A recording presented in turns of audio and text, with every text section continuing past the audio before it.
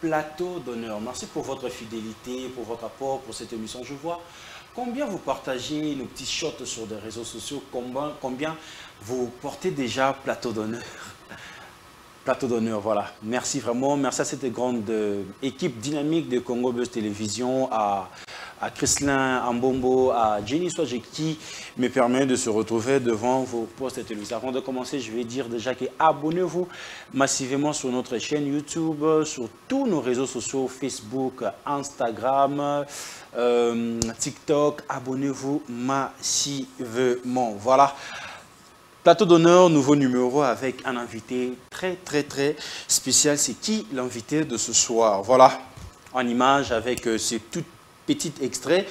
L'invité de ce soir, c'est Benjamin Kalonda, connu sur le nom de Samarino Sama Baby, né le 27 mai à Kinshasa, en République démocratique du Congo. Donc, Congolais de père et de mère, MC DJ dans de boîtes de nuit. Il lance sa carrière musicale en 2015 avec son premier titre Benda Singa. Le 21 août 2018, il balance le titre La Katangaise Bibi. C'est là où le show sérieux commence. Le titre devient viral et le titre accompagne les deux danseuses jusqu'aux États-Unis sur télé. Le musicien signe avec le label Vaisseau Record et sort un remix du titre en duo avec le Togolais Tout Fan Samarino, auteur de plusieurs titres à succès, Okolele Lanani, Boluka Kanini, Marie-Josée, Jalousie, pour citer que c'est là. Et 2022, voilà son tout premier album, Chambre Noire, qui voit le jour. Voilà l'invité de ce soir, c'est Samarino Sama Baby. Bonsoir frère. Bonsoir, bonsoir. Je vous ai bien présenté ou bien il y a quelque chose à enlever ou à rajouter? Déjà, je suis satisfait, un peu étonné. Et en tout cas, je peux que jeter des fleurs avec vous faites du bon boulot. Voilà. Faire du recherche comme ça, là. C'est pas tout le monde qui le fait. Voilà, vraiment merci. Merci. C'est bien. Samarino, Sama Baby. Sama Baby. Succès. Et puis c'est pas si. Des slogans qui sont devenus vite populaires et virales. Juste le speech, c'est moi. Bon, en fait, bon, tu vois, la musique, les temps, on a la tendance, voilà, la parole morte, tu peux dire quelque chose et comme un peu viral, c'est très bénéfique pour nous, et tant qu'artiste, tous dans la bureau, DJ, MC, du coup, artiste musicien. Ouais. Comment changement est salé? Déjà, être artiste, artiste,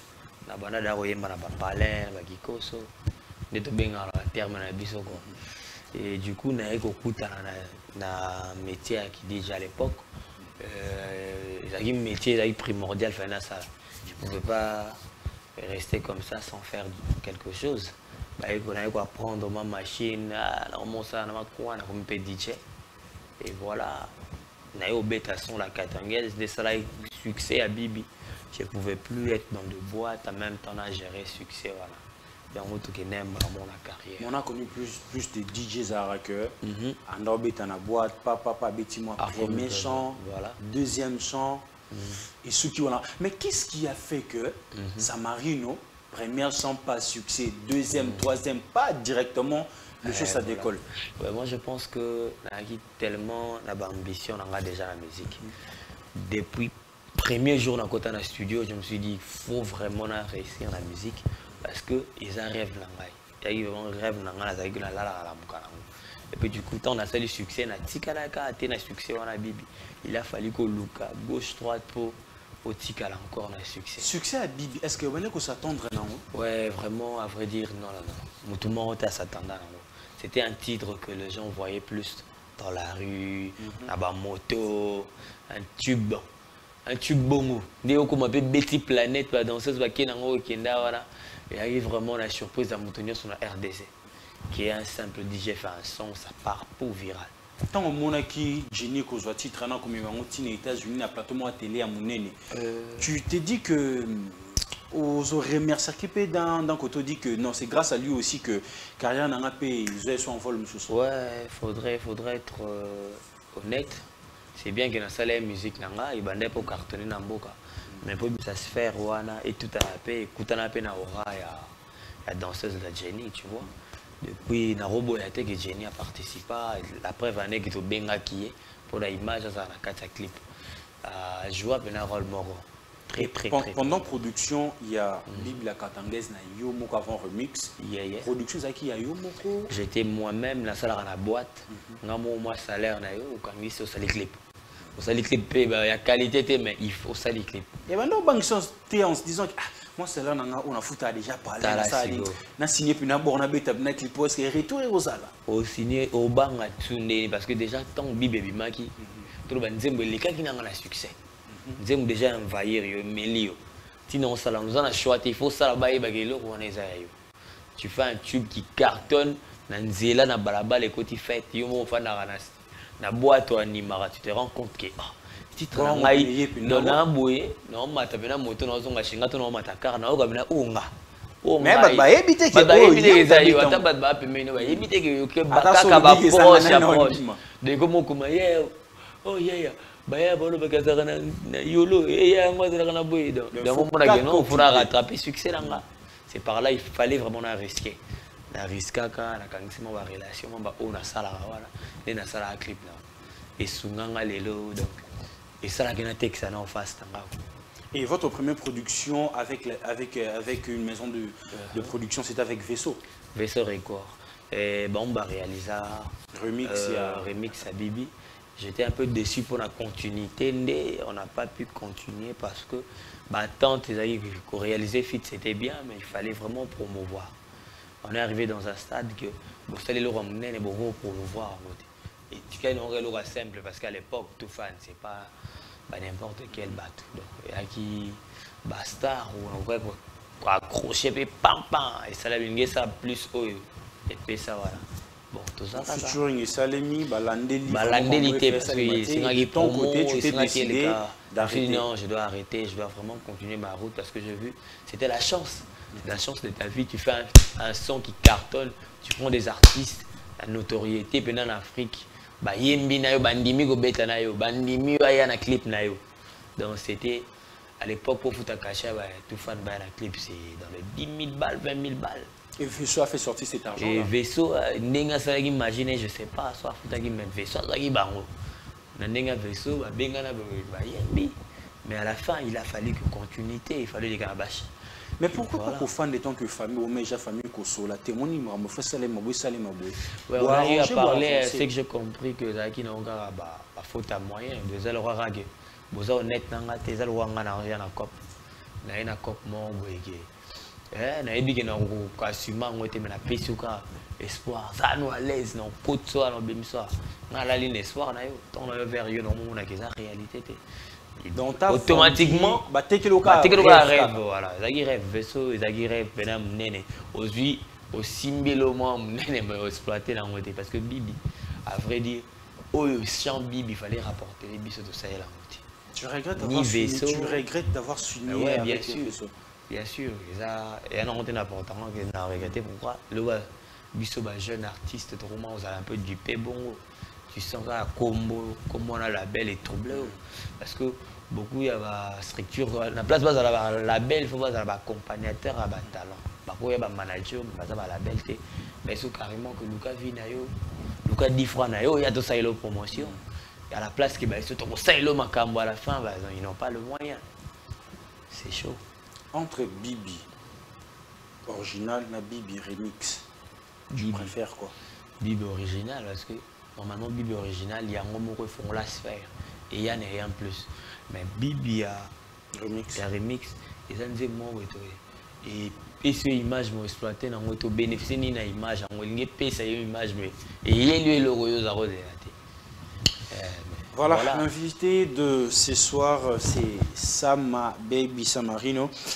On a beaucoup parlé de Bibi. J'aimerais bien si la régie est en coalition avec moi, on va écouter ce remix de Bibi Samarino featuring Toufan et on se retrouve tout juste après. Voilà, de retour sur ce plateau, c'était là le titre La Katangaise Remix Samarino featuring Tout Fan. Ouais. Comment ça se passait? C'est Vesso qui a proposé le featuring avec Tout Fan, ouais, mais fan totalité, remix Fonabeta, on a Tout Fan et OMC Vesso. En fait, Vesso et Fanagi, bon, ils ont ça par rapport à l'image et comme profil nanga, style nanga, bah on pone nanga bat. Déjà, Vesso tant que pone Tout Fan, parmi les artistes les plus diffusés en Afrique à l'époque. Bah Tout Fan, bah il y a des bêtises sur les gars partout. Bah la facilité que sont bêtises images na bango kara déjà. Il faut jouer côté média, tu vois. En plus, il y a les bossos à proposer à NASA. NASA, on peut faire ça avec NASA. On peut allez, c'est par là, Peggy. C'est bien NASA, mais par rapport à l'image en Afrique, et ça va bien avec le Tout Fan. Les rassemblements, donc c'était entre Charles, Peggy, Tabou, on a qui rapidement, tout super fit. C'était comme ça. Oui, attends, disons que on a des fitting, grâce à il y a Vesso. Non, parce que déjà, quand tout ça, Lelo, on a encore regretté de collaborer, l'artiste on a collaboré parce que Lelo peut venir comme et comment on a ouvert, on a mis tonné là, on a ambition, il y a Eminem, je peux faire de gros feats si seulement je veux avec l'équipe de fans de concentrer. Parce que Lelo c'est difficile la musique, ils ont gagné image. Et l'autre, on a image, c'est tout le monde le Congo qui connaît que Samarino existe quand même et facilite la collaboration. Donc on a vu que tout ça est Eminem. Aujourd'hui, tu es dans CGM. Nazana CGM Production. Comment tu te sens quand tu vois que Yondem Tolata ou même emblème Wana, quand on parle de CGM, il y a d'autres artistes, mais on voit ça. Ouais, déjà, bon, on est fiers parce que ils ont fouillé le travail. Même CGM a vu que je bosse dur. Il y a des projets que moi-même je ramène avant la belle et le là-bas. Je sais que moi, avec par exemple Galizi et ça n'a aidé dans un projet. Même que Ngane n'a besoin de Bettina, Rebo et ça, je ramène déjà un truc. Dans un bosseur, dans la carte, la belle et de la Manzela. La belle est comment plus accompagner pour moi, on a ça la pas. À partir de quel moment tu t'es décidé de faire psycho-musique comme carrière? C'est juste à partir à Bibi, le succès de Bibi. Après une année à sortir, on a comme qui pédale embarras de choix quoi, parce que le patron de Bisso et Congo, un peu jaloux. Quand tu es son DJ, te voir là. Et maintenant nous, comment il faut demander Bisso, il faut bêta. Tu devais aller, par exemple, Matadi, il faut la Bima. Congo Braza, na côté Angola, jusqu'à ça, image et staff naïf, au Bima bongo.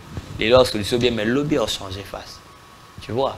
Et on sait qu'il y a la chose, on a balancé dans la musique. Et ben donc, il sauté que au côté de délire, déjà na que fin du monde ils ont raté. Kuna, et na moi 3, 4 et 5, mais deuxième son est simbité na la li. Mais le début est difficile, c'est difficile parce que quand on a DJ déjà dans la facilité à choquer chaque soir. Et puis il y a une rose à Pia quand on a minimum $100. Tu vois, maintenant 50 000 francs. À l'époque, tu sais que vous survivre dans comme là. Et ce que ça la musique, tu dois tout arrêter. Il faut au faire dans l'anda, qu'on a Pia, qu'on a l'anda. Et là, c'est un peu difficile, mais na tenagiga bon, na check na face. Avec ça, les inspirations, ça se passe comment? Je m'inspire de tout ce que je vois dans l'entourage, dans la réalité, comme elle a battu. Tout le monde, on a balabal, tout le monde a fait mon mot, c'est que c'est ma casse, mais comme mon bêtis, on a spacing à la fin, on a essayé la moitié. On a essayé un peu ça, on a créé un peu fort. Parce que on a démarré la musique en tant qu'animateur, en tant que MC, animateur dans la soirée, ça veut dire que chaque soir, je devais ramener des trucs nouveaux. On a un peu typique, agrandir en haut et comme il a fort. Et voilà. Aujourd'hui, ce qu'on voit, c'est qu'il faut. Voilà, voit Pena, Babi, voit Samarino, sur l'année là, on peut dire, oh Sam. Et voilà. Mais, tant que yomo déjà que musique est dans la et tout. Artistes, nous, ni les que Pena, il n'a pas inspiré à Makassi. Laissez-moi côté championnat, je ne veux pas vous mentir. Na yoka trop crissement, na cola la musique là. La colonne en open mais quoi embrasser musique ou animation dans circonstances que il faut lancer la musique voilà par rapport que succès il faut s'adapter. Tu vois, mais musique on a coulé là on a encore ça écrit sport, mais rien n'empêche écoute musique n'y c'est du marra à Congo il y a bien mara so bimisi musique n'a qu'un là la chose bien atika mais ça na bon tenaki. Mais tu veux pas qui ça mazami tabacho ça mamusama tabacho mais tu as un album qui est ça ma repasse la tête c'était quoi la motivation groupe structure et fan d'étalité c'est bon déjà au bini saka et tout bon tout mes cocottes est-ce que ba R&B tout fan de ça et moi je pense que Zaki d'abord rabat bazar gérer na kala ba boyo tikana risqué parce que ton a signé la vaisseau j'avais des sons que j'avais proposé aussi à Badou il y a assez quoi bah ça m'a été par rapport à l'image, il faut continuer boy. Après ton s'asseoir, on est risqué. Et pourtant, je peut-être regretter bâton perdu. Il y a un soir déjà que la musique n'a pas côté chant là, na show est très avantageux. So we bigo animé, we bigo ambiancé, ko yembe sa bateau ils ont avantage caché pe mata. Et tant on a eu risqué to sali bachan, il y a yembe et que ba fan ba spécial retour à bien. Je me suis dit pourquoi pas ça la projet mon nene là que savons que nako yemba nako animé c'est par la chambre noire et est-ce que aujourd'hui ça on se retrouve vraiment dans la musique bezaka succès kaka et tout financièrement aussi tu me dis quoi Nico t'as un amour Lelo je fais pas de showcase pour Kanaya pour la CPL Sayo il faut quand même na faut pas ça me cause à combien on va caché vous à combien ils appellent ils sont un peu professionnels, mais il y a Libanga, le promoteur, vous savez, événement, Libanga la musique. Libanga pour ça, moi, soit bois qui et qui. Libanga la musique, ça me en fait, Libanga, les lots, tu remontes à la plateforme. Ce sont les gens qui, par exemple, on a bêté Libanga carrément encore. Atteindre leur grand lard et quand ils paient, Banga ou on n'a pas partenaire. Depuis ma carrière, si le lot.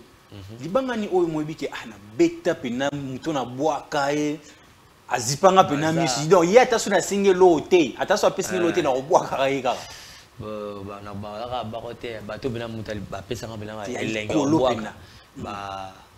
ba shura ashopana ba pesa ka $1000 ebelete bon Dieu il dit que na début bato bele ba rolo ba faire pesa $1000 mais mususu bele $1000 wana iko sunga na musique mo boye ki achango na TV. Il y a certains artistes qui ont un talent, mais on a facilité, il y a un bêta. La chaîne, on va monter. À taper ces 1000, à 5 pots.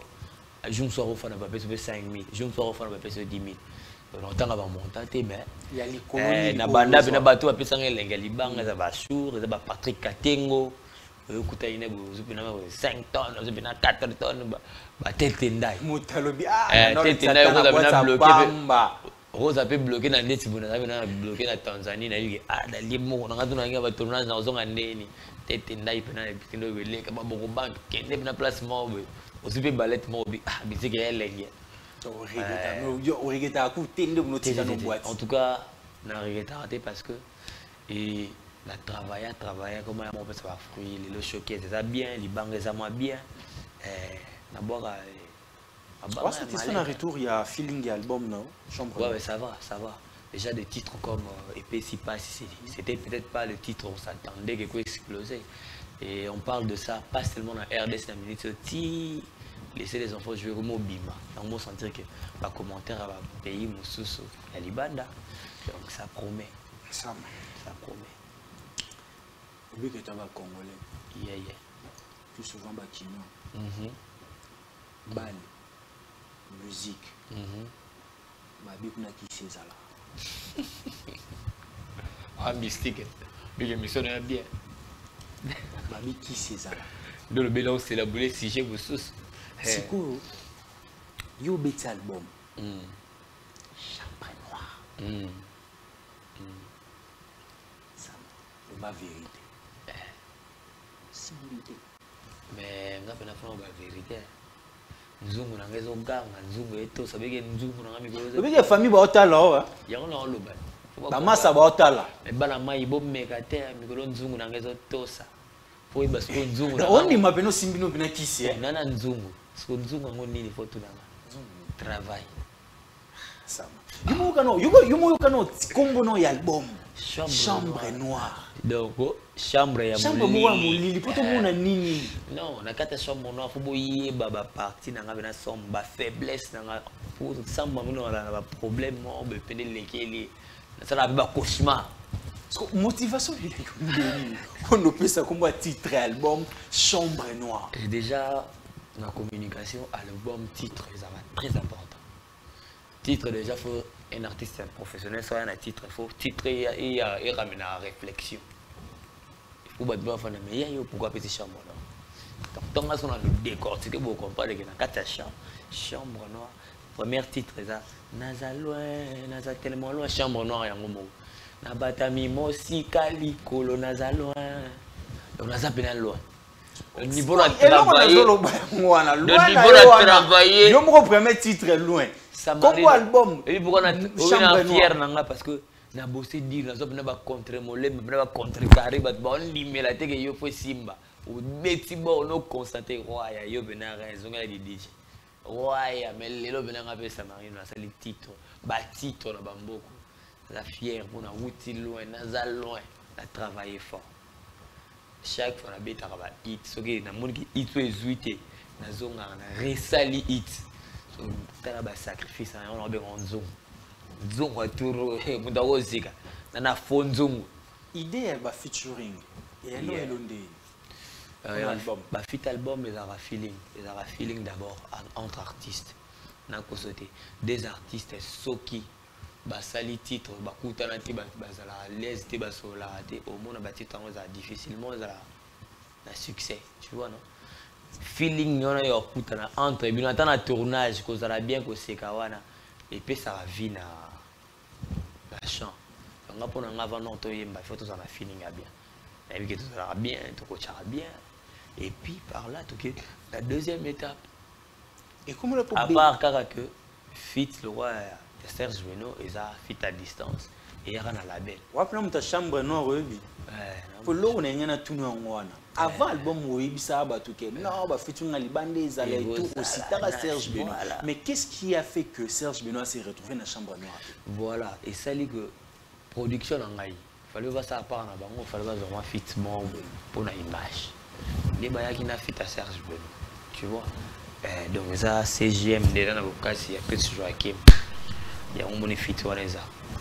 Les pays minene, il y a minene, il y a un quatre albums, il y a un titre ninso, il y en a plein, mais titre vraiment au ngamo pena, où il passe au langam, tu as you know, il y a un style à ma piano, il y a un style mon bégué, ngamo na zora idée était à risquer na salle en jour, mais na salle en temps on a eu qu'à chanter, on a se sentir fier que on a explorer l'univers de la musique. Comment ça s'est passé la composition musicale de l'album? Il y a un peu instrumental, il y a un beat, il y a un peu qui a un chambre noire maximum, déjà, la bibliothèque déjà. On va dire déjà, na bomba et bimate, na yemba parce que nous travaillons dans l'album. Nathalie Kabourawite, je prends ça. Nathalie Banda, on a resali si kaza banga fo simba. Ba epesi passe ya banzemo la calculate dans ça au moins que na rat album on mutu barando donc ba réponse moro boye les ba epesi vous avez mystique ba epesi passe ba ver na ngai ya koma veine ba ver na ngai Sko obi ke na ba titre oza kati album. C'est au bimi na visco à San Marino, obi ko ba muta barando. Ndese rando nane. Ah, na rando na batu te batu nde bana kompona ke batu balinga sama. Batu balinga ngani mingi batu bakwa te ke na ko sama ma minene. C'est autant ba kompona ke na ko sama ma minene. Yebi ko nde biso na mboka na biso wa. Album ça réponse à batu te. Ah. Nani. Na ko tibina na so. Et puis si passé vers na ngai bana chilo poison. Et ça va en réalité parce que la réalité tant que succès venait en maintenant ba pire nga venait à galère venait na mona ki ba changer.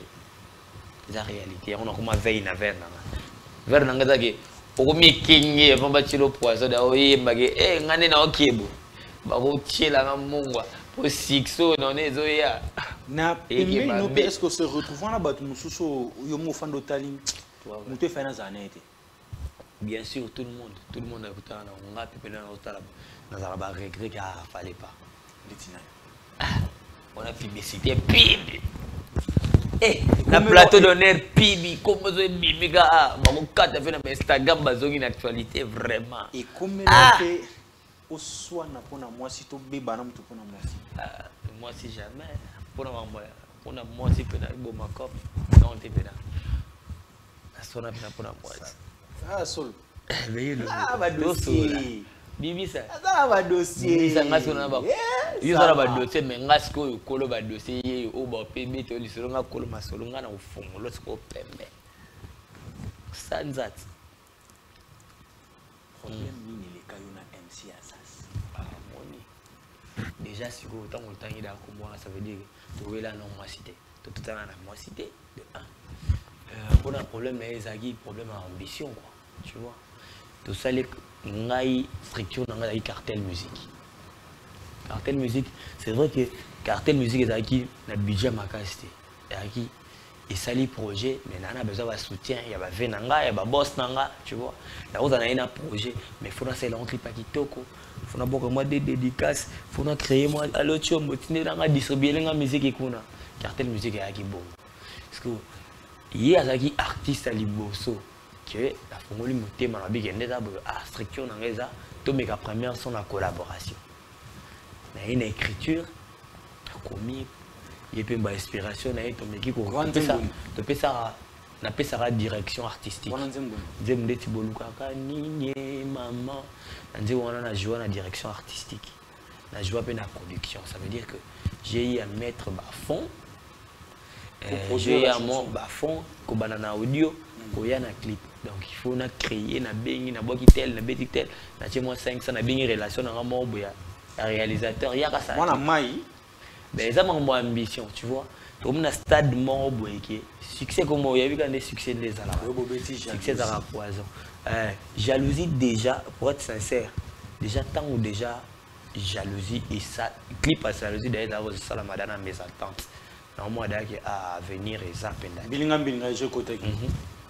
D'ailleurs clip à jalousie tant on réalisé on déjà OK banado on va pas yo mi succès des ala ba partenaire ba roya au talibé partenaire a été na bomara Samarino té à Samarino na ma be au tal intérêt non éphémère pourquoi et pourtant Samarino a tal intérêt na Bissonios de par là tu étais la seule personne dans votre amitié, tu voyais le bien commun. Ben ouais. Mais moi je pense que lui, il voulait vraiment faire sa carrière personnelle. Tant à mon avis déjà que DJ Simbagi.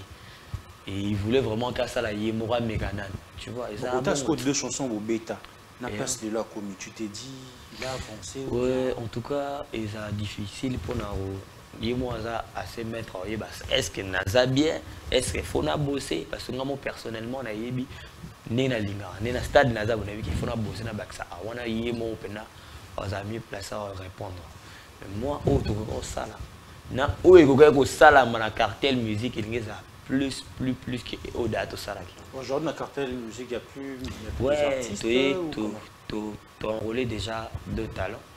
Il y a sur auto relancé, c'est une fille to Mexico. OK, kotanga mwabasi, elle s'appelle Ferreira, Rita Ferreira.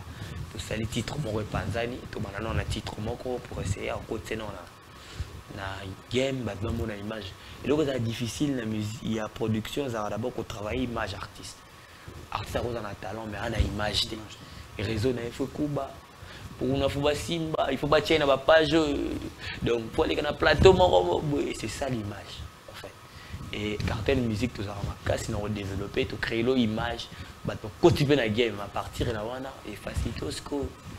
OK Liboso.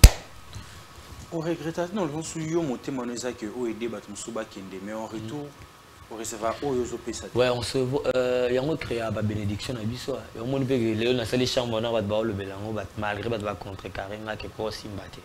Parce que Costa la bolam et ça la d'abord au misaye la bolam. Pour moi mutima na ngaso na bina sa bolam. Ata ndengeni. Tout le monde qui rite à tout ça, on a formulé mon thème, on a commencé, mais on tient maïli la production et le lobby. Moi, un peu foutu. Et ça, pour nous, bien dans la tu sais que je fais des showcases dans ma collaboration. Ok, ben na yemba ben ba nzembo parce que na yebi na fierté yemba parce que na yebi na souffra pour na titre. Muto ko interdit ngana yemba ngate pour ba écriture et ça na kati, production na kati. Donc c'est bien aussi pour moi. Avec d'autres artistes de votre génération, il n'y a pas de problème, t'as pas de souci avec d'autres artistes. Moi, la Gabara, ça va tout barra franc. Ce qui peut n'attendre bien tes t'attendre parler, on sent que tu es une personne flexible et tout. Si vous allez prendre mes années, na rosa na yo premier, tu sais rencontre comme ça les bosso là. Nous ko yaminga bien, doucité, o yaminga le roi va inviter nyos. Nous allons rendre l'appareil. Par exemple, nous avons yaminga par exemple avec Samarino bongo m'inviter musu na tala émission na inviter musu yambia na musu. Automatiquement on y a sauté prochainement na monika kuna 12 banado. Na benga ngo 43 ça fait 43. Ah 43 na ça au senti 43 exact. Moi ne sais pas, ngapi na mona na soda pe. Soda pe na putana pe pona zala na yelo pe ka 42. Ah au senti 42 na exact. Exact. Pour ça vous êtes le 12 pour go multiplier. Il y a un moment où on mona Samarine rancunier, Samarine na kinga ne simbaraté, peut-être pas qui non. Na pe mu tu faut na mi battre là. Mais quand on te dit par exemple, par exemple, il m'a cherché pour jouer sa musique, tu penses à quoi?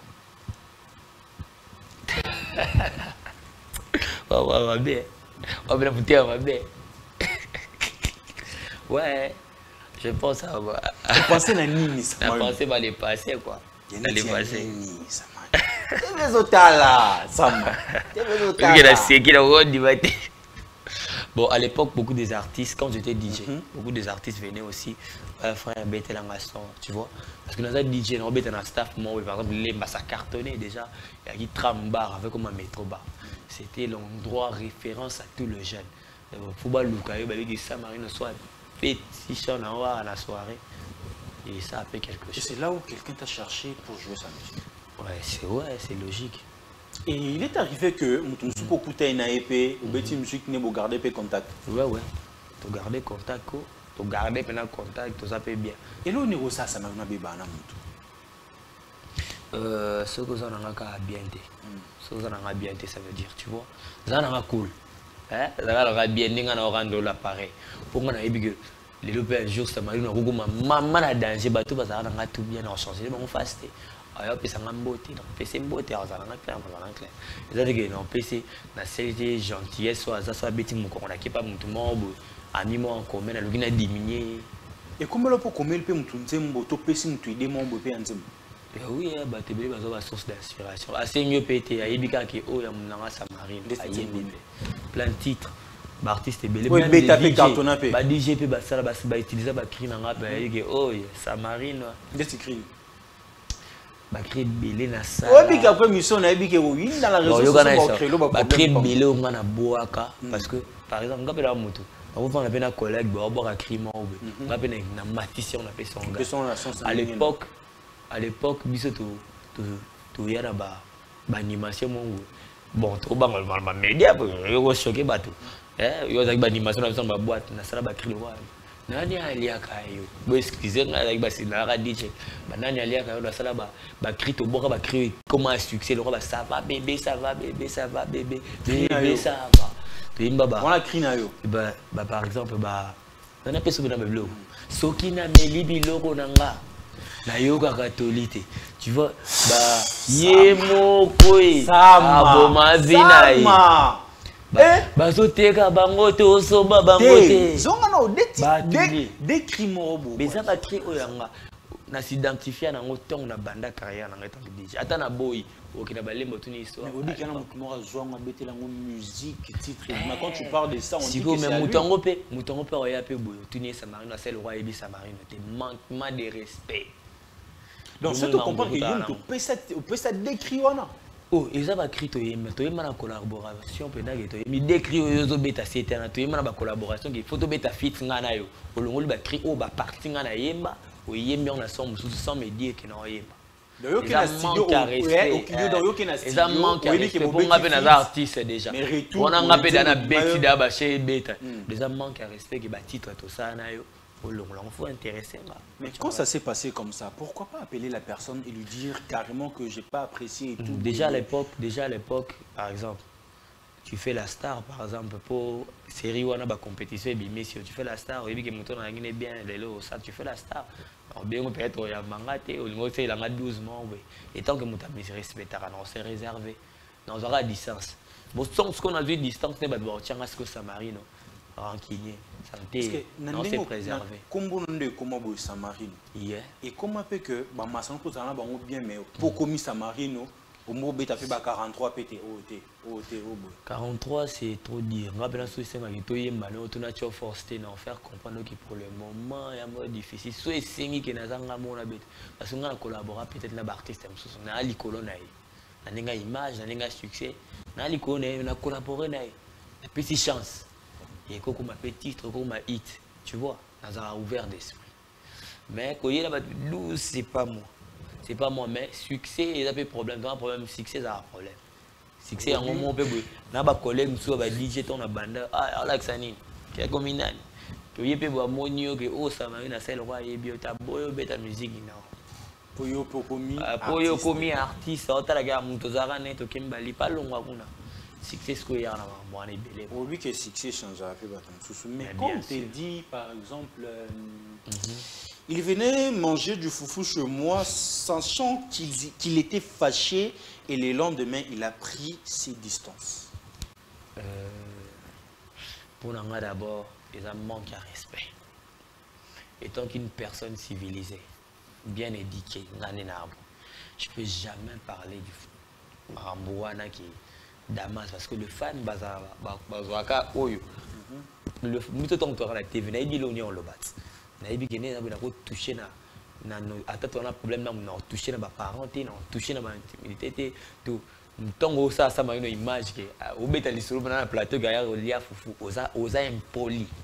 Vous pensez que osa impoli pourquoi Samarino déjà ça responsable Samarino ça la clip ba danger on peut pas comparer clip ngana na leki on a clip na tie mongo belé ko lega na clip malgré notoriété na ba clip mususu comparer na ba artiste wana le cara plateau autant mais comment il a fait ces clips? Comment il a fait cette qualité à son... Tu vois. Et tant que tu dois respecter un artiste établi, tu ne viendras pas dire il venait chez moi, sachant, genre je venais gratter chez toi. Et pourtant, en réalité, bateau, coup de bateau, la musique n'a pas force, aux a parmi. Aux a parmi bateau, la musique n'a pas 12. Na yembi na yo, longo l'écrit n'a pas de place, mon point, n'a manque à respect. Vous pensez à Katinda au-delà? Ah, déborda, déjà, vous mettez les autres fou pour la sabatoni, ils ont une mallette, pour nga tambola makoloté la futa na fa na milia bien tu vois par exemple na soulana ba relation bien ba prêter payer que na beteli tolo prêter na to benga pe na kia ya mbinga na epe na réseau pe na tielo mon photo te mais na zarana ba prêter la dama na ba doro ba aigle de kawe le fa mais prêter ka bela 5000 balles mais non qui était que on diminuer ba artiste mon soutien pour aigle il singa ça ma faut un artiste moi on a diminuer tout dans le bas pour nga za asa ndika erreur. Ça manque à respect. Ça manque à respect en plus. Et demi c'est un barman dimi. C'est ça qui est ouvert d'esprit. Il y a le rôle, il y a des biso. Les autres, il y a un barbat de papa. Non, il y a des ah, Moutouana par exemple, dans un an, sous tes gagnants de bête, c'est le gagnant une fois. Non, les autres damas, c'était par exemple, soit il y a minga chez eux. Par exemple, il y a minga, ah, oui, il y a ça, biom to bingsinga par exemple. Oui, to kabolishi. On a dit qu'il venait chez moi, sachant qu'il a ménagé. On va inviter un gars parce qu'on a yebi déjà n'engo fonctionne pas. Ou des musiques il a pas. Non, le gars n'est pas. Regretter n'engo est banana. Ah ben oui, ils ont regretté les lots parce que les lots manquaient un respect, c'est une valeur.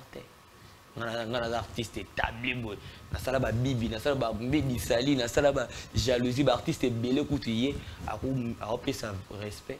Ça peut être là hits n'angate mais on manquait ba monter na tant que mon noir kala celui-là reconnaître tam sumabe sama webi sina famille benda me kabona te tout ça na biso kana selo dis nga dans un problème net dans un problème net ata ko tchana se meto za ndeka te to traîner te posa fake na comprendre ko fake ici ka tu uta o gafele nga na onde tango yebi ko yimba ba kala moto o gafele nga ndé na o gafele te dans la réserve ça me pas une batterie ta ko ke wa mutabarana yande so za koto so baby okenda kaka na ndako banda okana ndako na te nditi ndako na Oui, mon nom le bâti. Des si bêta benato sur les plantes de nerf.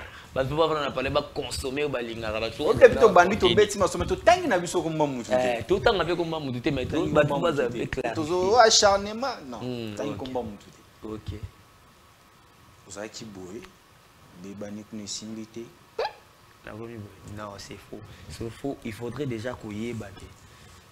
Nous peut-être s'afficher dans les lots, peut-être nous avons abandonné sur le sanga kala. Alors sur le sanga kala bien la nenga bibi. Na beti bibi ba encourager ma félicitations frère. Tant où y a ça dans la vitesse, ça dans la makamu, ngaku na musicien mo beka ibanina okanga no RD ça va que non Hélène show. Aïda féliciter nga. D'abord nzembo tout au beta ba hits non parce que moi en tout cas moi je te félicite parce que tout beta nzembo monter beta inaperçu. Bandana bibi jusqu'à présent nzembo tout à l'époque déjà calculer bibi ba artiste belé ba tianga force na tel cas. Parce que temps bibi ma artiste nini a komelo félicitations mon frère par exemple ba Inosbi bando tianga sco force par rapport il y a bibi la longue Inosbi na omona ba héritier wata. À grand, tu vois, non? À grand par rapport à ça, la musique, et puis qu'elle a reconnu, après une colonne à âge, mais à Tianga Force. Tout le monde, on a autant de Gas Fabulous, autant de Gali, autant de. Hein? L'artiste est bien tout le temps, il y a une game, Gas Fabulous, il y a des pas qu'on l'a fait, il y a c'est la vidéo. Bibi, force à toi. Pour nous, on a ça, la reconnaissance, on a ça, la vidéo, pour être belé. Bah grand baboya au tchako de pouce baboya venait au fond là sur la porte tu vois et c'est important. Il t'arrive aussi d'écouter d'autres artistes? Ouais, j'écoute ngai je vais être franc nzé munyos na kena na kuta na réseau bah nous ceux qui ngani a sorti sur na yebi ka sala la musique bientôt sala la musique na kena revisiter na mon contenu artiste nyos ba ko sa tata o yebi ke to sola na obi sister bek ouais très bien ato mi album épée nzembo ni déjà le son avec Gali va aussi clipper voilà et c'est un bon son clippé mortel donc tu vois net bassiste à Beki hein tout ça bah du tout hein yo biso ba ko na bassiste à Beki na yo ka na bassiste à Beki qui na t'es abeti oh peut-être na ozo idée mon la carte peut-être na son peut-être na on se retrouver dans la vidéo à ça c'est important au capé de dynastie obligé déjà c'est la pression de la dynastie et ça Nenga fandisa rumba trap.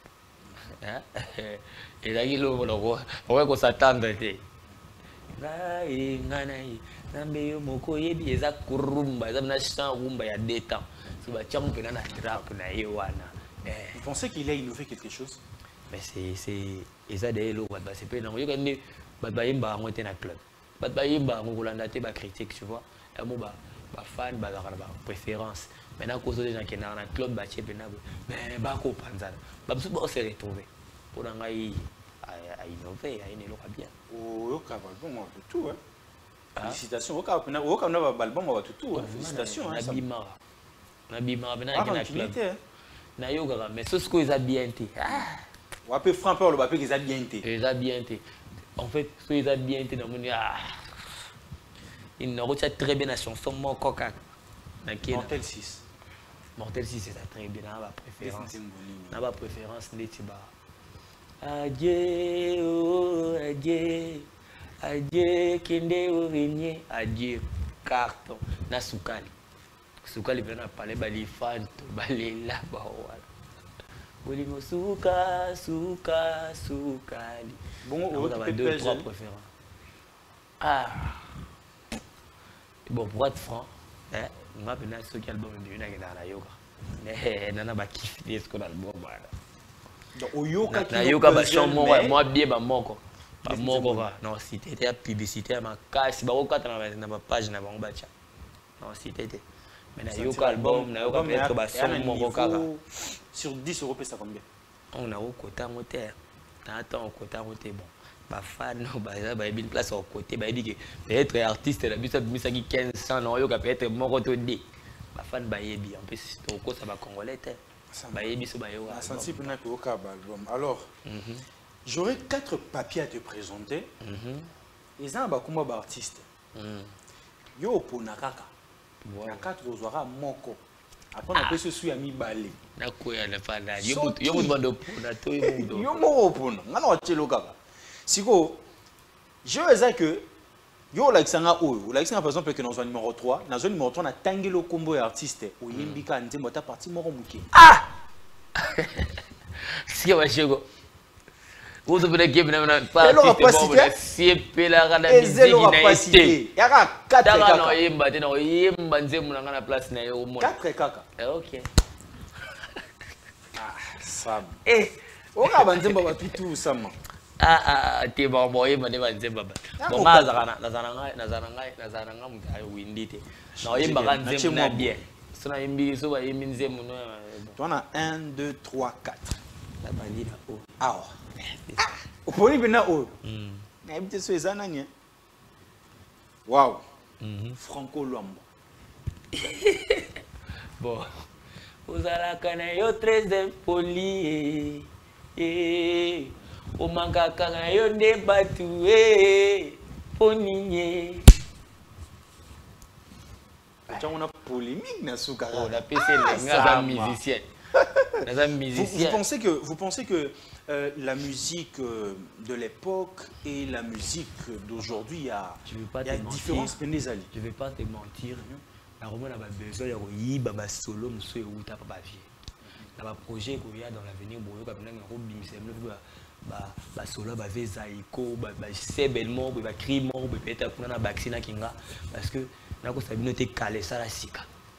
Calé ça la sika, pour moderniser ça, je sens que aux Uga et l'homme besoin il va baser dans les rumba, au tchango rythme, tu vois, calé ça la sika. Yasuka non, on a combien de Yasuka. Est-ce qu'elle est morte? Moko. Ah, on a liboka kitoko. On a liboka bien. La moni va katikati ile kama mingi. Hey, Sama baby. Nakipa peut-être public et mon athée, il y a le sauce Amazoe Papel Bosso Zaki Franco Luambo, Makiadi, Yami Balé et Bini Gaze Mawete. Est-ce qu'ils sont obligés? Tu vois, zapper, peut-être on a skip. On dit qu'il y a un banado. Il y a Franco. Et maintenant, c'est sincère. Banze Mounakala. Mais c'est qu'il y a un calé. Oui, madame. Olingi nini, bébé, olingi nini. Olingi nini, mwana, olingi nini. Soki pe barandoi, nakufina. Obanda kino bien sama. Molingi ka kobebi saka na suka. Non, en fait, eza toi ambiance. C'est la bonne musique. Oui, que bandi, ba tu na parlé. Non, c'est la bonne musique. Non, faut tout ça sincère. Bon, Olivier Paris Château Ebi Banzembo na Toyoka, tu vois à l'époque. C'est la bonne musique. Eza Nzembo parmi Banzembo wa classique urbain, tu vois. Moi ça pour amuser tout ça. Non, tu vois que tant au salon ba tu na famille, ba tu na ba parler, ba sepel makasi. C'est une très belle chanson. Toyoka quoi. Toyoka. Et ce que tu avais manqué, c'était Innocent et MC Azaz. Ah! Voilà, c'est plateau d'honneur avec notre invité de ce soir, Sam Marino, autrement dit, Sam Abeb. Il vient de faire sortir son album Chambre Noire avec des titres vraiment inédits. Alors, j'aimerais bien, comme on a parlé aussi de Chambre Noire, qu'on puisse écouter ces titres qui fait carton partout dans de boîtes de nuit, sur TikTok, sur Instagram, partout. Voilà, de retour sur ce plateau d'honneur avec Tonton Bam, ce tonton de toute une génération. J'ai dit et je le répète, le tonton est d'abord chrétien. Donc voilà, j'ai dit un grand merci à Jean-Marc Pemba depuis les USA. Jean-Marc Pemba, mon ami et frère. Donc big up nous et je dis voilà un bon séjour à toi Roxana. Donc Roxana aux États-Unis. Vous passez moi vacances awa. Bienvenue Roxana. Je sais que Camille t'es to komonana. Sama baby. Toujours. Qui met ça en haut. Pourquoi le choix de Rebo sur ces titres? Bien que sur le terrain, il y a un mouvement urbain. Côté il y a Bassi, à Excella, ça lit pas mal de hits. Je pense que je peux compter déjà 3 hits. Déjà à peser lourd. Que quand tu as ton date, ça que Azala qui n'a qu'un album, c'est tout le monde qui voulait vraiment savoir. Elle est vraiment de retour. Parce que il y a Bota qui y a là qui. Et retourne les Arabes, parce que c'est pense... déjà la famille ou... Non, en fait, je pense que Nayaki n'est un bon moment. Donc, on a un projet parce que l'album il a guidé à boucler. Donc, mon manager a dit mais toi, l'album ça envoie moi si. Tout mes canons tout carré déjà ça guide à Kaboti, Autobeta après. Ah, Autobeta déjà. Ouais, Autobeta concert, Autobeta concert il y a une os dans les Mbazaki déjà grand retour naï. Déjà que Bangouna est à Zongelika. C'est par là tu es intéressé. L'équipe qui ouvert d'esprit, il y a un autoboti Ito, Ito. Forcément, tu t'attendais pas vraiment à un retour, il y a feedback, il y a titre. Déjà, je me suis dit, non, je me disais déjà que stock de calculer, retour à Rebo, na titube mobile frappé parce que ce qui est instrumental, là, mixage à Kafou, je savais déjà qu'il était beau. Donc, si j'arrive bien à comprendre. Rebozaki moi na recul na game donc atikele ba na basakana donc son retour a récupéré un retour bon yo mo couplé na ezaki zwanga bien maman na bango ngamoko na sala ki game mais on a fan de la game c'est un peu genre à créer un monde là yaye adman un style na yaye donc c'est normal à régner na trône na tu vois atikele bango basakana mais bana ngo ba ko mabateti to tikela bango basakana bo beta mais bozo ko sakana te tout le monde récupérer makaba ça mana za simana yo. Parce qu'on sait que lorsqu'un artiste abîme sa album, c'est quasiment impossible un artiste abîme sa album, abîme ses lots, titre, vidéo, voilà. Une semaine, 2 semaines, papa. Voilà. Déjà, les amistades sont la simulation de aigle de Kawel. Théodore Lito, Nzio, Teddy Lito, Nzio. Afin d'apprendre à Talibé, ah, ça m'a fait ça, clip, Kaya Chao, Narebo. Il y a Brice qui a besoin de tant BGP Bimi, donc. Tout ça, c'est j'aime se battre dans quoi je pense que Nzamba ça lui soit grâce au temps Théodore Lito à Tchébena Kota production exécutive à Tchébena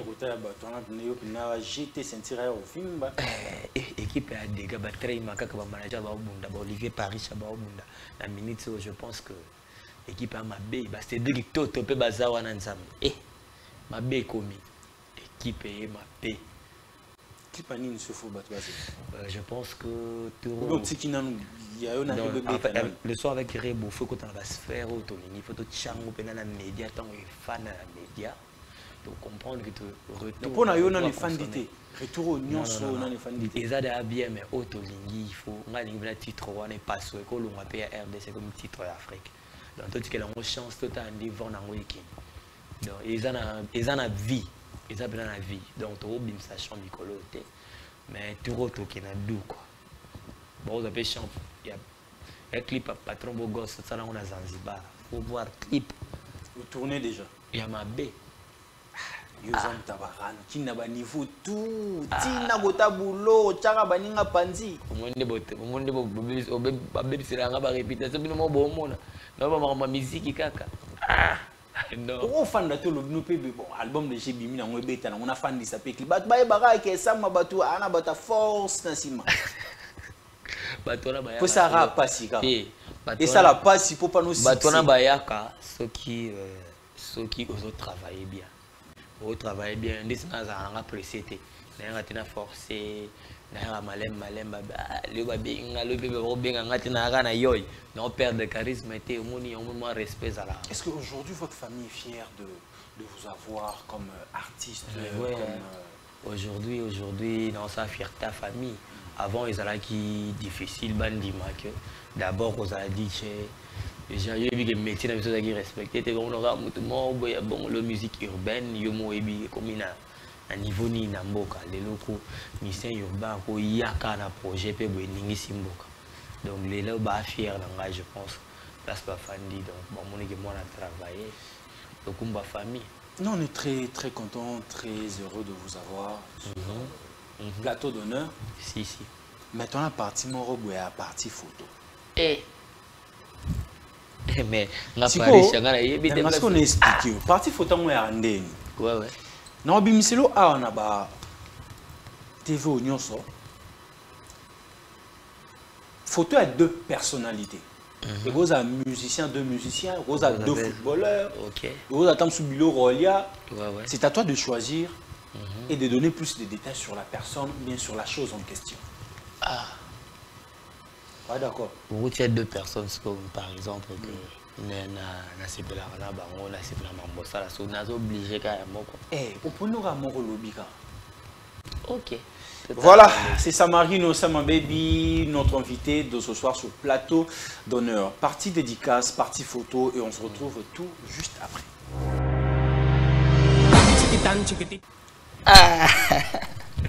Ah non. Oui, Choisir entre deux. Bon, Ballet, d'abord, c'est des frères, ce sont des artistes qui ont vraiment percé. C'est l'effort. L'équipe attend faire un choix dans le 2. Et c'est difficile.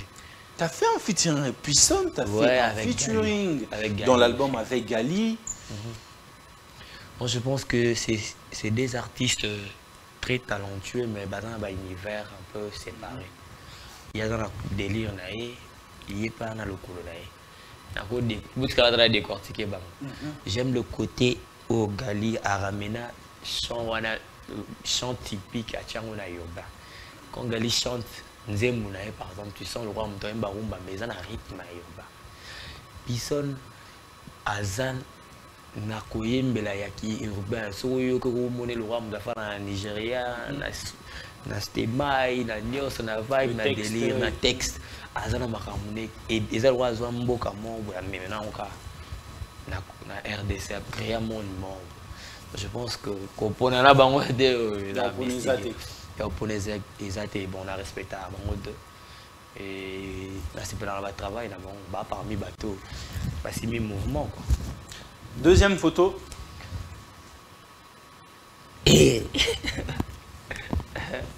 Ah, vous avez souga. Tout continue. Je vais pas vous mentir, j'ai bien piano depuis enfance. Aza carrément artiste, on n'a pas parlé.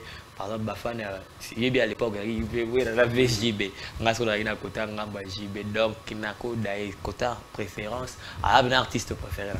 Mais de l'autre côté, il y a eu Marambo, Kuluto Aigle, Fali pour la nenga qui na game, qui na game, level mort, il y a pas sur la musique, na basse sphère mort international, donc rien à dire.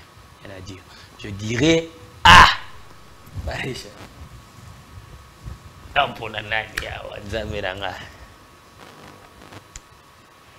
c'est un peu difficile. Hein? La sortie Wenge Utobeta concerne après 10 ans. Pourtant, pour nous, c'est difficile, mais concerne trop. Mais au Talé, mon concert à Wenge. Déjà, félicitations à Bakuluto. Kamole Stade. Mais la même soirée, Wana, Fali Poupa publie directement l'affiche pour le concert aussi pour le stade de Martyr. Moi, je trouve ça archi normal parce que ça peut jouer côté communication. Parce que quand l'artiste est un bébé, il y a une provocation, mais il y a une communication. Moi, je ne sais pas si vous avez comparaison, non. Il y a posté telle mais date. Sortie médiatique, il y a JB encore et tout. Ça fait quelque chose. Tu penses que c'était une bonne chose?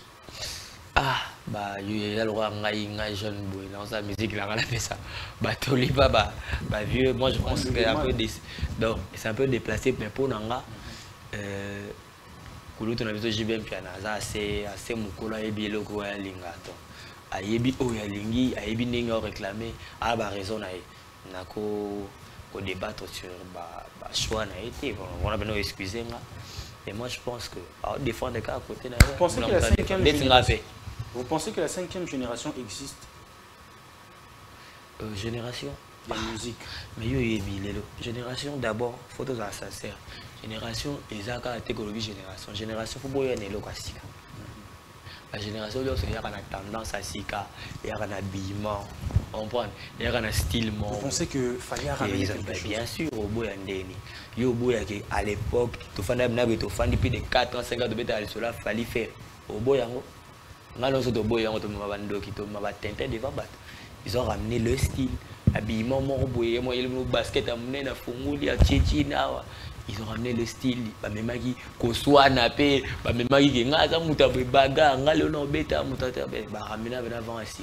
et ça la paix que jeune artiste et orchestre comment leader Donc si on doit dire que leader Mokwaza pour la 5e génération, c'est Fally. Bon, que juger leader, il va falloir un peu canard. Par exemple, non vexé, binoté, on a juger leader, tu vas faire une place pour faire un palais. Bon, il est en pleine promotion, quoi. En pleine promotion, chambre d'oie. Va pas le voir aussi. Peut-être le deuxième album. Tout ce qui est la vérité. Tout ce qui est la vérité, la deuxième album, vous préparez par exemple le deuxième album et c'est Djemabi. Bon, Sama, il faut choisir entre Fally ou JB. On va mettre du paquet pour avoir l'un d'entre eux pour nos futurs. Tu sais que déjà, label, capitaliste. Balanda place et ramènera. Tu vois? On a la voie peu ça dit chaud on a la JB parce que dans un Fally bango ba yebi nani on a rentable avec né là c'est de bénéfice nani on a rentable même la belle on a pas goûté à proposer mais yebi nani on a là la chambre noire est-ce que la belle peut proposer artiste pour la featuring mais des Serge Beno va ramener ngai ba ramener ngai ba quand on a ramené guidare c'est une bonne chose c'est beau c'est comment pour vraiment que tu tiens un coup de pression. C'est comment pour voir que ça rentable, soit dans l'image, soit dans le stream. C'est ça, important. Troisième photo.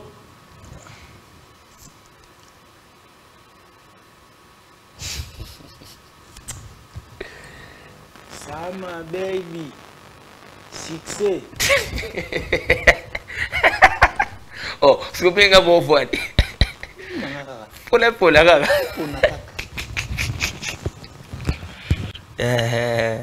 déjà les deux là bon faut être sincère non de loin que artiste tu vois tant pena on s'est côtoyé tout le monde souvent tout cela bien tout na kena pena bachonner za Robinho c'est pas bien affilé tu vois et naza très proche là été on a diminué peu musala au salaté mais yo yebi na ndenge que so pour na voter que moto au na ndenge ba univers na ba voter parce que Ayana non pour la shooter à ça là quelque chose tu vois qu'on soit déjà oui c'est rare quelqu'un oui no dit ouais miss na miss ta ba genre ba tube mon et vanda pe culture na biso RDC libanda na boya ngo na nenga univers na yebi non nenga choix pour être sincère non pour na Robinho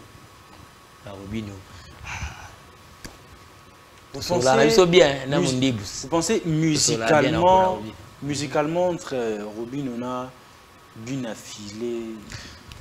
Moi je pense que pour être sincère, Robinho, moi je le vois mon côté il mandamba touche herba simba à ça là on est simba côté la musique il y a trop et bien rumbiste. Mais Robinho pas Zara rumbiste mais bon si les Robinho aime rumba mais ba tube na ya succès cause ba tube na ya succès ngana to yebi izaba misu ba kulumba ba chana no boye. Vous pensez que Fatika rend un style ou on a toi rumbeta pas album ya rumba comme nga to na bana musique ba isa isa marina ko yemba te na rose na bisa no ba hit nga chanter mais avec le temps na artiste ça complet na quoi ça te Robinho tika chant pour yemba pour ba dire no beta rage ouais on a ça gana faux musicien pour la polyvalent Robinho le fait déjà yemba rumba on pense à ça le mot pena na Robinho so ka je pesa melia na osa na lo na ego ningisa pet apparition mon ade non bon to go ça avec le temps to go ça d'autres photos avec le temps to go ça. Ah, le choix est clair. Ah, Goga. Héritier Watt. Mi ange mi demu. Héritier Watt, mi ange mi demu. T'as boire là, boire. Goga. Vous pensez que c'est une bonne personne? Très très bonne personne. À la bateau, on va appeler ça sur force. Donc, on a début, tu vois. Appeler sur force. Besoin de force qu'on a besoin à lui des fois à mon par exemple choqué mais c'est lié ça va à l'époque à faroter à plus attaché à la nouvelle génération il donne de la force et tout vous pensez que en fait au génération ils ont nature ils ont raté que pas attaché la nature al sora mi lo beli qui empêche moto force ça na moto makambo empêche makambo eza nature na ye asa osala ngota on a besoin à raisonner des fois ta osala boss là wana nature on l'appelle le chochone ah on l'appelle le chochone mais bien sûr là nalia le chochone ah boss là ah boss là ba combien ah ba combien ah t'es au bête à montant t'es que ça mon maman on a mon Ozara en fait non en fait na linga ndete bon les armes image à bien té quoi que le royaume le bela babilo parce que il dit que ba matériel les ana en bilo ramoki andolo boya après ça 5000 après ça 1000 après ça 500 il y a une importance montée et ça que so il faut aider à aider une ou deux fois 5 fois je pense pas na égard na ngai kota rancune na mon ata rancune et pas na za bien non j'ai rancune né ah yo kota na ba univers nyonso so pe obeti pe rumba obengisa pe Fabrikas et pourquoi pas avec là yo comme le rumba ne sala succès na mboko yebi abeta ba titre succès na ba palais ba yebi na boya c'est ça qui na beta rumba na moment de sala ba rumba succès ça m'arrange. D'autres photos?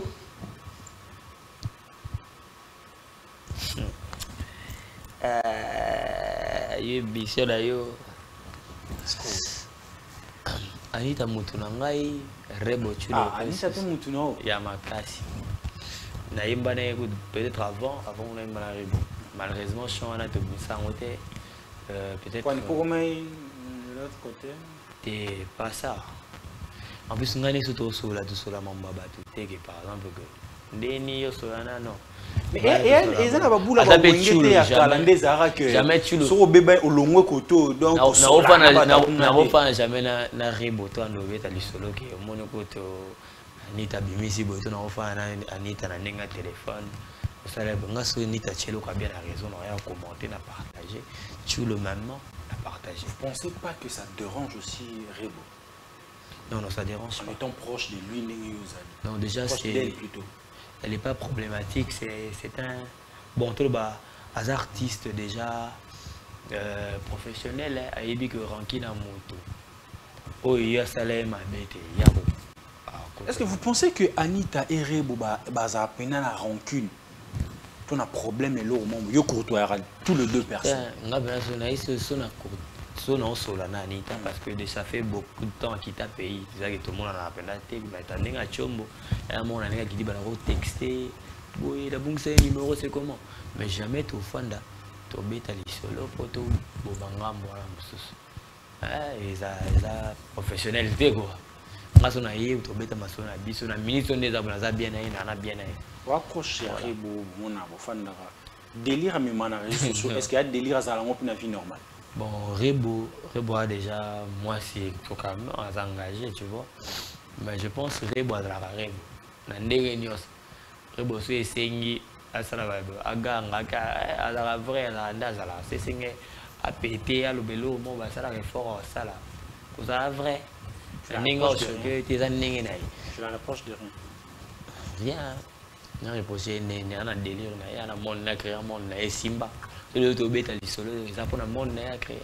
pensez que si Anita fait un comeback, est-ce que ils ont la peine d'un impact aussi longtemps déjà Bobby que maman la bango zongil déjà terre? Maman la bango. Bon, maman la bango n'a pas couplé. Bon, Rebo va faire allusion à mon naï. Tu vois. Tout comme Anita qui est dans le studio, a sali couplé naï. Il y a mon naï, il y a un danger dans le naï. Il y a mon naï. Il y a un fan naï. Donc, ils ont dit que pourquoi Rebo y mi maman na ba les agi pour baba msuba y baba msuba et simba te pona bango te. Ils a y mo créer game naï. Ngamoko na sala ki game. Elle ko ngala misai le style. Ya ngona fande le style. Ata bo lobby ata bo boy ngana o matsa na ka style na ngala salaki. Donc ils ont qui ont parlé dans monde naï. Donc Anita pas coué na game naï na univers naï. D'autres photos? Et puis c'est passé. Afro Congo, number one. Il m'a dit qu'il n'a pas Afro Congo. Attends, bon, on a parlé, bah, il y a un Afro-Congo, quoi. Non seulement parce que... Pour vous sola bien, pour... T'es... Oh. Et comment famille? T'es... Na musique, na yoka, musique n'est plus. Et ça, qui na yoka... Bon, déjà, il y a Ramna style. Il y a Ramna style. Il y a Ramna style. Bon, par exemple, si on a identifié dans le bac Afro-Congo. Afro-Congo, un mélange de musique typique, live, bâton, en katia. Il y a... comment on appelle ça? Bâton, en katia, musique, ben, c'est l'Afro-Congo. C'est aux Afro-beats, bon, les autres ones de mon fait, on Afro-beat. Yeso les la Koufi, attirer les biso Afro-Congo. Héritage. Il n'est pas au travail, mais il faut s'identifier. On s'identifier tout le temps, tu peux identifier. Tu bien gagné. Tu le bani que artiki ni la musique on va artiki ni. Artiki. Oh on a artiki Afro Revo. On a artiki Afro Revo. Afro Revo. On peut soit en Afro ne. Il y a what? Oh comment? Ah ça va. Non ça n'a pas pu ça pas. Non. Yé ce to bito identifier. Tu identifies que ça pile petit là oh yo to identifier bon les lo yo identifier que du force musique ah ozobinga normal que inos bi mais côté zéro maïe yanine poani non ba mode daba yebi que ça yé funa tanga komona yé atiki héritage afro congo et simbote et simbanga de nande otema no ndengo mona ngakile mambosa ne simbote tena otanga de komona te pour y je suis pas sûr que les canapés tant à combo on a peine en PC publicité à ma casse comme ça moi sur la musique à combo n'est pas j'ai 4 non musique en fait na iso ka otuninga préférence tango na iso que yé les loso qui a ticket héritage à fond na une question il y a ticket héritage pile petit atiki héritage qui a pile petit avec na iso fali sigo va travailler à mais oui tout le baquet que bon bah simbi wario bazara ba bundele par exemple mais il à s'identifier dans style là moi je pense que Azan a talent ouais ça conseil gaga et je dis a talent mais il faut s'identifier Hermon tu sais pourquoi Hermon il est au bout ma vie c'est ça pourquoi tout le monde ça un peu copie kaka tu vois tu veux faire seulement on va pas ça il pour le camp la loquette le gars. Donc vous disiez que il y a une mélodie membre qui a une mélodie tu vois tout ce qu'on a besoin à la poliga on les a pour nos PC dans poli ça pour alimenter ba public ba lobby ko boaka soyi na loboko pesa ki lo sauter l'os ça veut dire quoi té na zongi si fufu ni non, bon, par exemple, Nenabou, il a appelé ça ma force. La musique, quand on la partage, tu vois.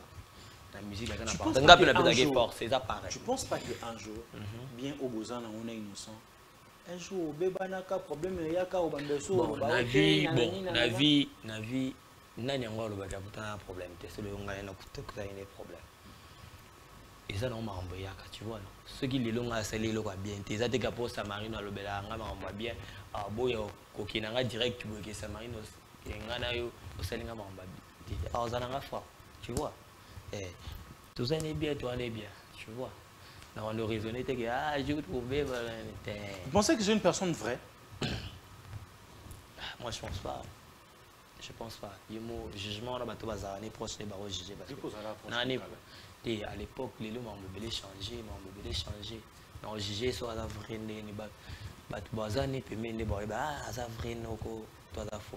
il faut identifier innocent, identifier comme même. Azab na innocent, azab clair. Il soit CPL na mambosa ataye, soit CPL. Azab vrai nogo. Azab jeune par rapport à âge, azab jeune, azab vrai nogo, azab anis. Ninga zara vrai na page mort na tanga kombote en 10 ans. C'est gars. Mama kambo yo muni musique yana bakana ya. Musique yana bakana. Muna mutu ana mutu na ye ata basali semblant. Tu vois. Lelo mutu ko sa semblant so azakane na ngambo. O mona kana basekele kana ngambo. Donc yé pas na mutu na ye. Ana batu na ye. Zate ki boy gauche toi na okota ba détail té. Mambo fuita ya lobaki mutu sa za no clair, so c'est les bamba 12. Il y a le roi dans les na plateau na au critiquer nga so na yebo na yo jeter au fleur. Na eso bina non critiquer nga. Et ça simple. Tout le monde a eu la bénédiction.